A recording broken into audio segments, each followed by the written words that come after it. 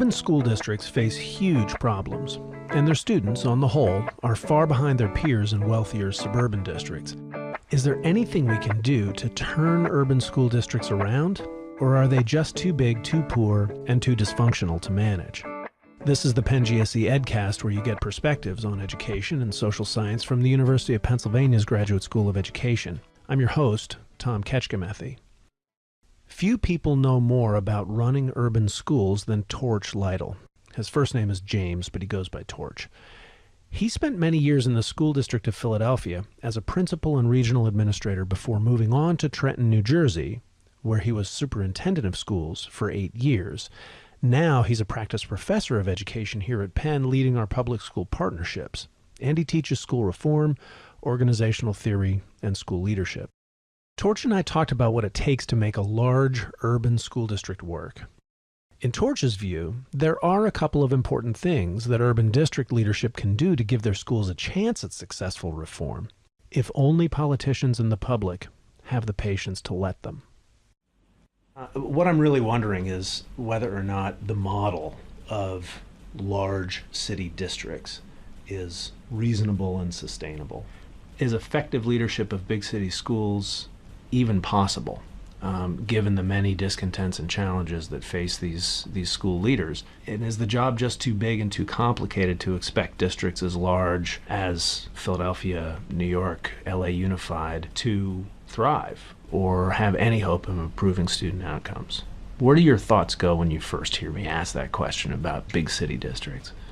Well, my first argument would be that, or first question would be whether urban school districts are supposed to work at all, or whether what really we are watching is a sort of charade and a pretense that we are trying to do school. One way I think about this is to look at what the independent day school tuition is in a particular community. And in Philadelphia right now, it's about $25,000 a student. So we are talking about kids from advantaged families, for the most part, who can afford to pay almost full tuition for any of these schools, Penn Charter, Germantown Friends, Episcopal, etc. The per pupil expenditure for kids in comparable schools, for the public schools in Philadelphia, would range between $10,000 and $12,000, and maybe in a few high schools with certain special programs it might be $15,000 a student. Essentially, people who run large urban districts are being asked to improve performance for the neediest kids for half the cost of the kids who go to independent school, who don't need a whole lot of improvement to begin with.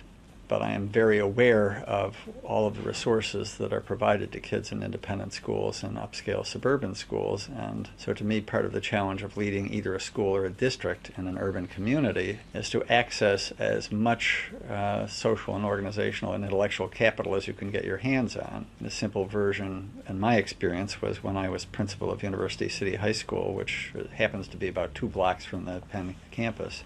And it educates kids from north of Market from about 30th Street out to the 60s. So historically it's been a very poor community with very limited community resources.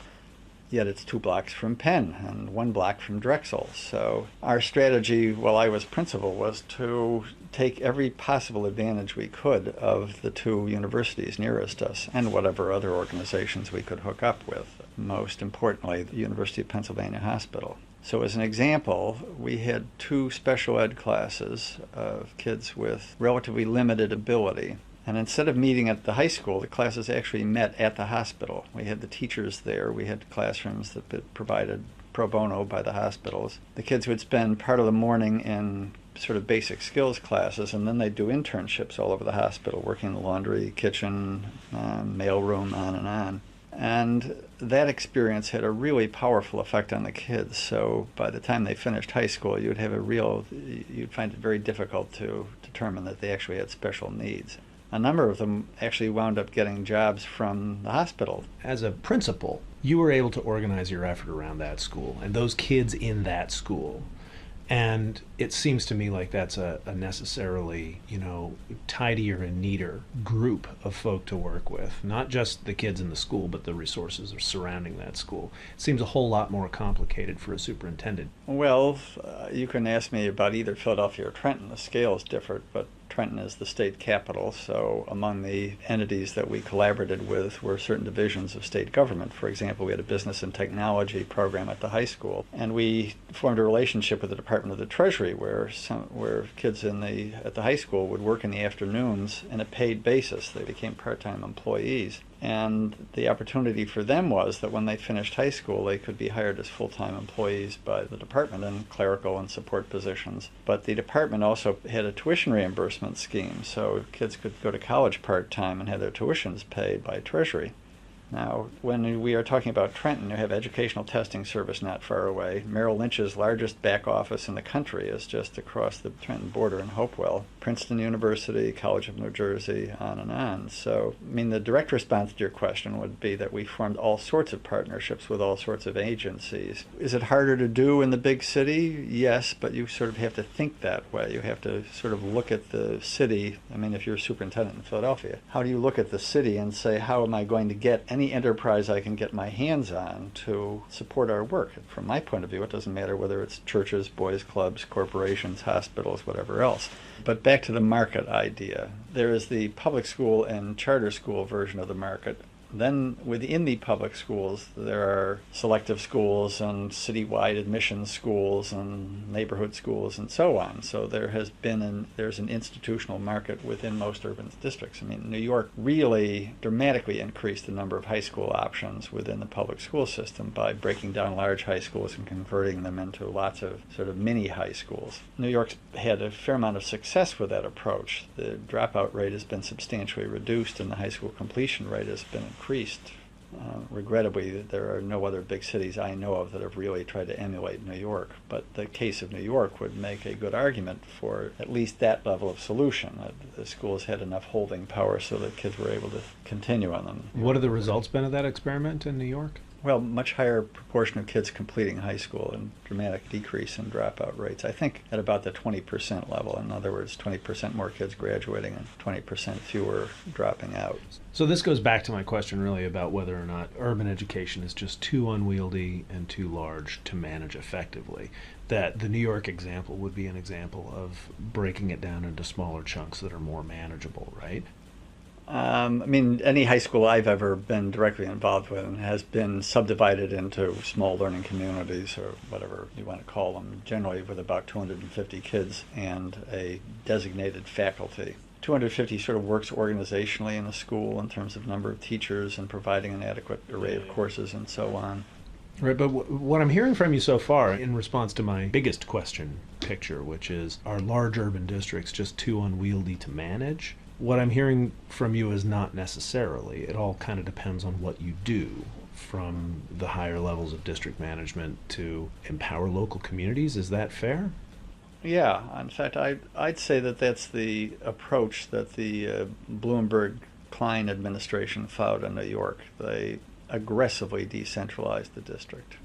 So this is fine. Say that, I buy into this logic of decentralization, carving up and making smaller as one of the necessary key components to improvement in large districts, right? That's all fine if you have consistent leadership pressing that message, right? And one of the problems that we face is a kind of abysmal lack of consistency in evidence-based approaches to leadership at district levels. So what do you make of that after your experience? Is it just an intractable problem? I think the evidence is increasingly persuasive on exactly this point, that leadership stability has a lot to do with long-term success of either schools or districts, and that instability has all kinds of deleterious effects. And increasingly, especially in large cities, the superintendent and the mayor are paired. This was true when I was in Trenton. The mayor was directly involved in the selection process. I had a very good working relationship with the mayor, which certainly made my job a lot easier, but I also understood that it was the mayor's city and not mine, and I accepted that. I